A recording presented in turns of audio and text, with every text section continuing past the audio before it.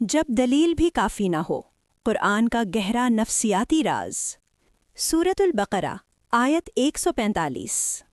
وَلَئِنْ أَتَيْتَ الَّذِينَ أُوتُوا الْكِتَابَ بِكُلِّ آيَةٍ مَا تَبِعُوا قِبْلَتَكَ وَمَا أَنْتَ بِتَابِعٍ قِبْلَتَهُمْ وَمَا بَعْضُهُمْ بِتَابِعٍ قِبْلَةَ بَعْضٍ وَلَئِنِ اتَّبَعْتَ أَهْوَاءَهُمْ مِنْ بَعْدِ مَا جَاءَكَ مِنَ الْعِلْمِ إِنَّكَ إِذًا لَمِنَ الظَّالِمِينَ۔ ترجمہ: اور اگر تم اہلی کتاب کے بعض ہر نشانی بھی لے آؤ، تب بھی وہ تمہارے قبلے کی پیروی نہیں کریں گے، اور نہ تم ان کے قبلے کی پیروی کرنے والے ہو، اور نہ وہ آپس میں ایک دوسرے کے قبلے کی پیروی کرتے ہیں۔ اور اگر تم نے علم آ جانے کے بعد بھی ان کی خواہشات کی پیروی کی تو یقیناً تم ظالموں میں سے ہو جاؤ گے۔ یہ آیت ہمیں ایک بہت گہرا سبق دیتی ہے۔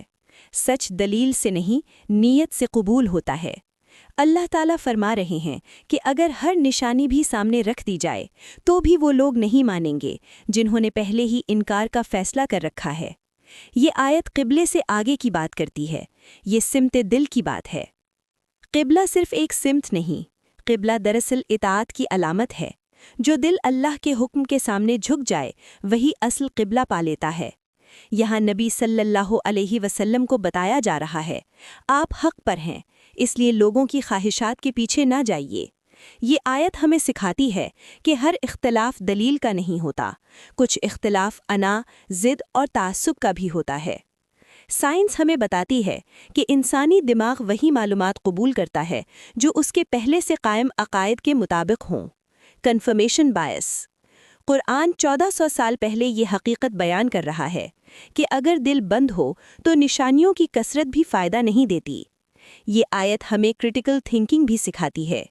علم ملنے کے بعد خواہشات کے تابع ہونا علم کا زوال ہے۔ خلاصہ پیغام: حق پہچاننے کے لیے آنکھ نہیں، دل کھلا ہونا چاہیے۔ علم کے بعد خواہش کی پیروی ظلم ہے۔ قبلہ بدلنا تاریخ کا واقعہ نہیں، ایمان کا امتحان